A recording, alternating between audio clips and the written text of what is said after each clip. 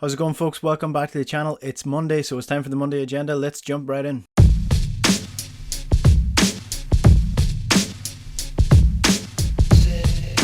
So before I get into the actual Monday agenda, I just want to say thank you to anybody who has liked, subscribed, commented so far. I got a massive amount of support last week, and I just wanted to say thank you to everyone who watched the videos, and it really does mean a lot. And if you do watch the videos and you haven't subscribed, just hit the subscribe button. You'll get notified every time a video goes live, and it helps the channel grow as well. So thank you to everyone who's done that already, and if you haven't done it, just hit that subscribe button. Let's get into the Monday agenda then, and we're starting with the derby 1-1 between Celtic and Rangers yesterday. Mohamed El-Younousi got the opening goal before Alfredo Morelos finally got a goal against Celtic. In general, the game wasn't great. The second half was pretty terrible from both sides. The first half was pretty decent, and I thought Celtic started well. I thought they dominated for large chunks of the second half, although they were under pressure a couple of times from Rangers. But in general, I think Celtic took the game to Rangers and deserved to take the lead, and it was nice to see a little bit of cohesion in the team and roles within the team, and it was clear why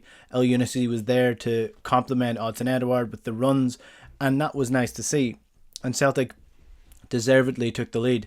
Then what happened was what happens every single week for Celtic this year, and that is set pieces. They cannot defend set pieces, and it was a needless set piece to give away in the first place, but then the marking is just all over the place. I don't understand whether they're training to do this or why they're not just can't find a fix for this at all. Scott Brown loses his man at the front post, and then I don't know what John Joe Kenny's doing at the back post, but he's certainly not marking Alfredo Morelos. And this is just week in, week out at this stage, and we're nearly at the end of the season, and Celtic still can't defend set pieces. And I get that they don't have a lot of height, but there's a way to counteract that, and I just don't understand what's going on in the coaching week in, week out on the training pitch if they can't figure out how to defend it, whether it's a lack of concentration when it actually happens, or they're just not being coached properly. I'd go for the latter of those, because all season there has been evidence that this team is not being coached well at all. In terms of the penalty, I think it was 50-50. I can't say I come down heavily on either way. There's definite contact. Whether or not that's enough to bring Odsonne Edouard down, that's the question, and not always because there is contact does that lead to a penalty. And I think that Odsonne Edouard should have buried it first time anyway. He had a chance to hit it first time, he probably would have finished it. He had a chance to hit it second time, he chose to go down. So I think either way, 1-1 is probably a fair result. One worrying aspect of this, and it's something that we've touched on across the season, and it's been something that Celtic have struggled with, and that's fitness. The team is clearly not fit. From 43 minutes onwards, probably from the goal onwards, Celtic looked dead in their legs, and it happened in the previous Rangers game. It's happened in Europe. They start well and then they can't finish it. And whether or not that seems to be a fitness issue, because Neil Lennon has spoken about fitness from the likes of, Ajeti coming into the side, he's not fit. Turnbull wasn't fit coming into the side, and that's why he wasn't playing. And I actually thought it was just an excuse not to play these guys, but it just seems like the entire team needs a complete boost when it comes to fitness, and they seem to need to go through a training camp. And I remember Stephen Welsh did an interview a couple of weeks ago talking about how Scott Brown was still topping some of the tables in terms of fitness. Maybe the bar needs to be set a little bit higher. Maybe that's the issue, and maybe that's what's going wrong with a lot of what Celtic are struggling with this year. But in the end, I think 1-1 was a fair result. One more chance to have a crack at this, and a crack at beating Rangers, and a crack at ruining their unbeaten season, because it looks seriously like they're going to go unbeaten this year. So I would like to see Celtic up it one more time. They were a better side for large chunks of the game, but they just couldn't put things to bed, and they didn't have the fitness to finish it out. So it was disappointing from that aspect. And in general, it was just a poor enough game. The Glasgow derby just does not have the same oomph when there's no fans in the stadium. It's just like a run-of-the-mill game that kind of, it's a little bit boring after 80 minutes without anything really happening. The atmosphere wasn't there to pick the players up. So I think next year, hopefully we'll get fans back in the stadium, and we'll get back to these big games, because I think these are the ones that Celtic fans miss the most. Moving on to item number 2, and that is Fergal Harkin, because according to Football Insider, this is 90% over the line, and I would say we're expecting an announcement either today or later on this week in terms of Fergal Harkin getting the director of football role. So if you haven't been following the story in general, Nolan Partners were brought in to recruit the new director of football for Celtic, and they've landed on Fergal Harkin. Fergal Harkin is a Donegal native who is the scouting loney guru that he is. That's the title that he's been sort of handed in terms of Man City. He handles all Man City's ingoing and outgoing loans and tracks the players and how they're getting on in their development. So that's what he does at Man City.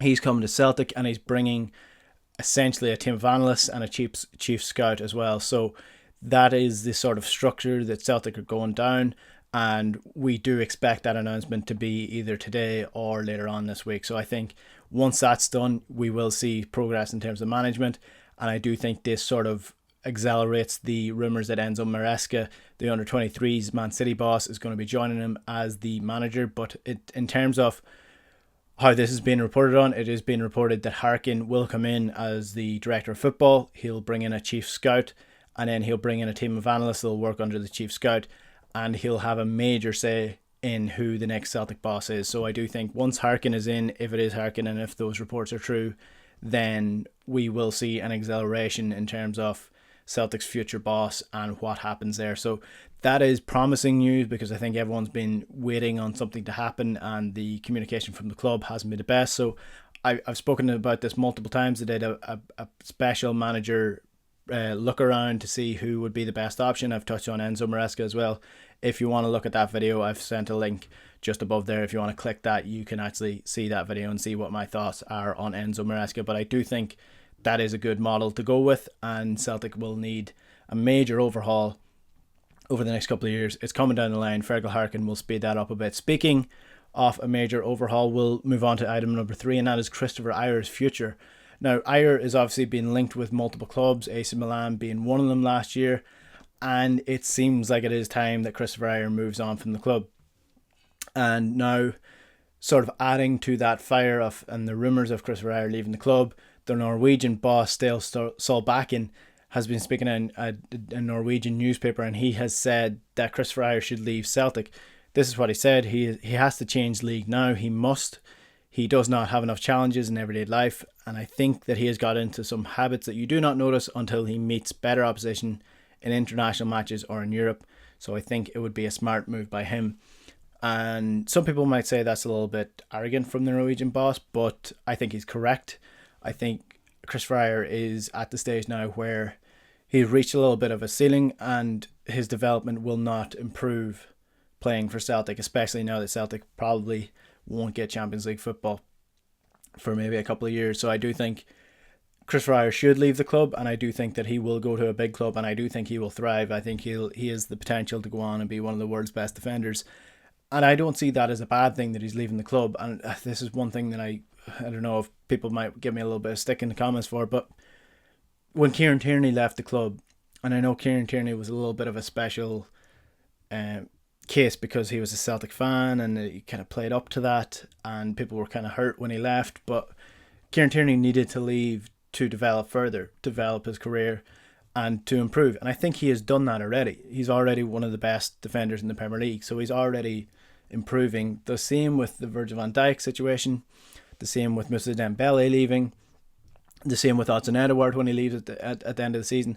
Celtic's model is to bring in these good young players, develop them and sell them on. So we should not be offended when these players move, because they're brought into the club in the first place with the future down the line to sell them.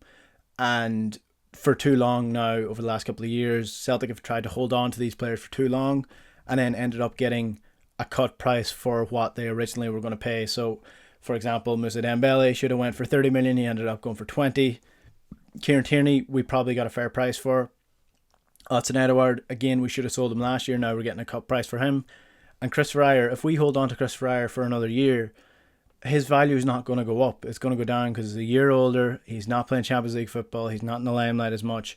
And Celtic probably aren't going to be dominating as much as they were. So Celtic should sell Kristoffer Ajer at the end of the season.